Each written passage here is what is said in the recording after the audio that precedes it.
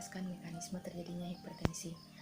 Secara umum, faktor risiko terjadinya hipertensi dapat diklasifikasikan menjadi dua, yaitu faktor risiko yang tidak dapat dimodifikasi dan faktor risiko yang dapat dimodifikasi.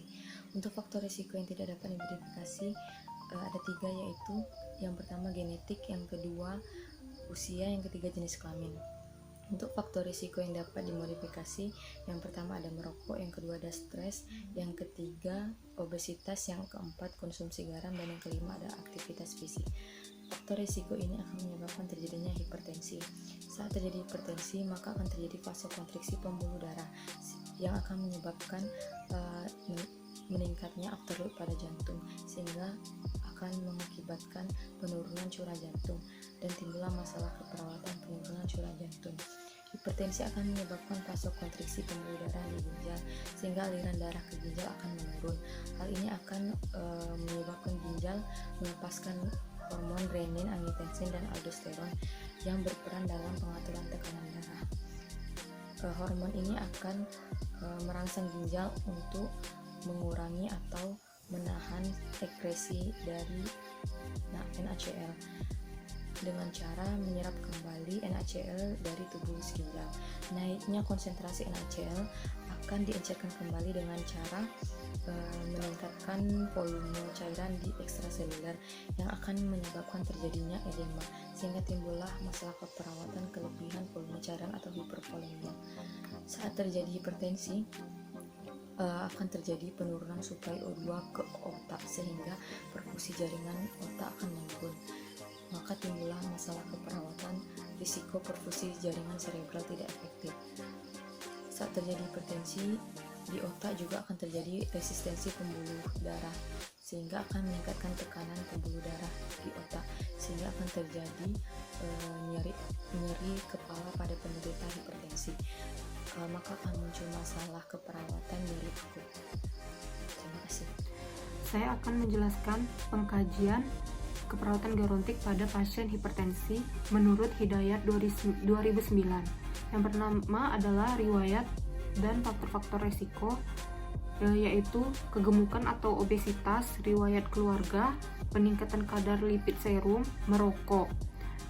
Yang kedua ada aktivitas dan istirahat dengan gejala kelemahan, letih, napas pendek dengan tanda frekuensi jantung meningkat, perubahan irama jantung, dan takipnya. Lalu yang ketiga ada sirkulasi dengan gejala riwayat hipertensi, penyakit jantung dengan tanda kenaikan tekanan darah, nadi, denyutan nadi karotis, juguralis, radialis, takikardi, dan murmur.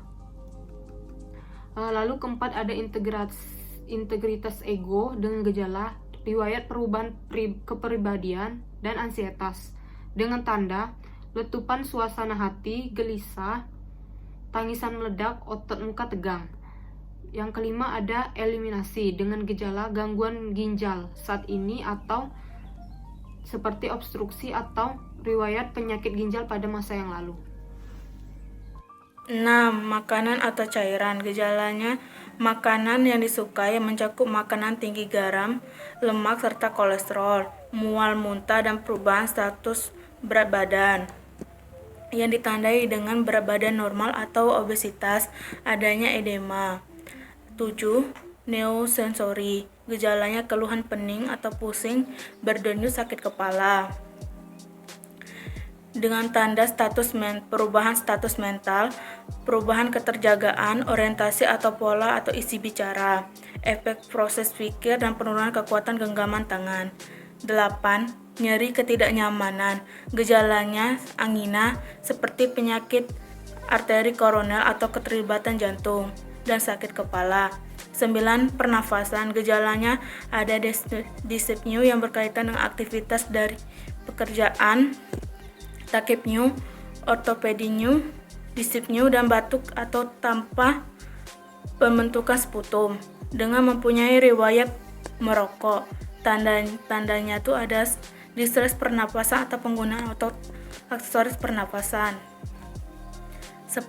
Ada keamanan. Gejalanya gangguan koordinasi atau cara berjalan, dan hipotensi postural. Selanjutnya saya akan menjelaskan tentang diagnosa yang kami angkat dan analisa datanya. Diagnosa yang kami angkat ada 4, itu ada penurunan curah jantung, kemudian ada resiko perfusi cerebral dan hipervolemia dan nyeri. Yang dianalisa datanya di data mayor, data subjektifnya itu ada palpitasi, lelah, dan dyspnea. Di data objektifnya bradikardi atau takikardi, terus ada gambaran EKG-nya, aritmia atau gangguan konduksi, kemudian ada edema, distensi vena jugularis, kemudian tekanan darahnya bisa meningkat atau menurun, kemudian warna kulitnya pucat atau cyanosis. Di data minornya, data subjektifnya itu cemas dan gelisah, terus di data objektifnya murmur jantung, berat badan bertambah, pulmonary vascularis resistant, bisa meningkat atau menurun, kemudian systemic vascular resistant atau CVR bisa naik atau menurun. Etiologinya itu ada perubahan irama jantung dan masalahnya penurunan curah jantung. Yang kedua, kami mengangkat diagnosa resiko perfusi cerebral tidak efektif. Kemudian yang ketiga, kami mengangkat hipervolemia. Di data mayornya itu data subjektifnya ortopnia dan dyspnea. Kemudian di data objektifnya itu edema anasarka atau edema perifer. Kemudian berat badannya meningkat dalam waktu singkat, JVP atau CVP-nya meningkat. Di data minornya, data subjektifnya tidak ada. Kemudian di data objektifnya distensi vena jugularis, terdengar suara nafas tambahan, kemudian oliguria dan kongesti paru. Masalah penyebabnya itu gangguan mekanisme regulasi dan masalahnya hipervolemia. Untuk intervensi dengan diagnosa penurunan curah jantung berhubungan dengan perubahan frekuensi jantung, tujuan keefektifan pompa jantung. Intervensi yang pertama, manajemen resiko jantung. Yang kedua, perawatan jantung akut. Diagnosa resiko perfusi cerebral tidak efektif berhubungan dengan perubahan suplai darah ke otak.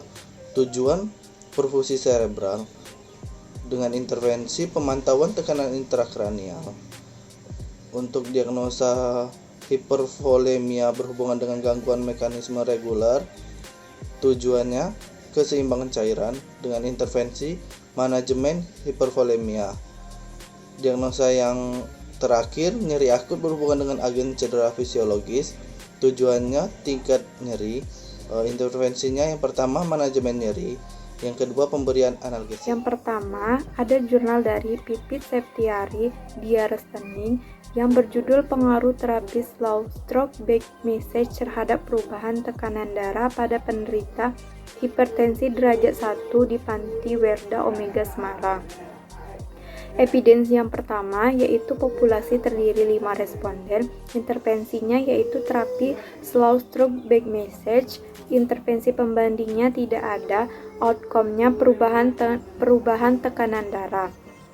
Time frame-nya yaitu dilaksanakan selama 1 bulan, dimulai dari tahap pengumpulan data dan tahap pelaksanaan. Hasil penelitiannya yaitu ada menunjukkan tekanan darah mengalami penurunan. Slow Stroke Back Message menurunkan dengan nilai maksimal penurunan sistolik dan diastolik sebesar 4,75 mmHg dan 4,5 mmHg. Kesimpulan dari penelitian ini yaitu ada pengaruh terapi Slow Stroke Back Message terhadap perubahan tekanan darah pada penderita hipertensi. Yang kedua, ada jurnal dari Taufik Septiawan, Iman Permana, dan Falasifa Ani Yuniarti yang berjudul Pengaruh Latihan Slow Deep Breathing terhadap Nilai Tekanan Darah pada Penderita Hipertensi. Evidence base-nya yaitu populasi yang terdiri dari 39 responden, intervensinya yaitu pemberian terapi slow deep breathing. Intervensi pembandingnya tidak ada, outcome-nya penurunan nilai tekanan darah. Time frame-nya yaitu dilaksanakan selama 2 bulan. Hasil penelitiannya yaitu setelah dilakukan latihan slow deep breathing selama 2 bulan, didapatkan ada penurunan nilai tekanan darah sistolik dan diastolik pada responden dengan nilai p-value sebesar 0,00,0. Terima kasih, sekian dari saya.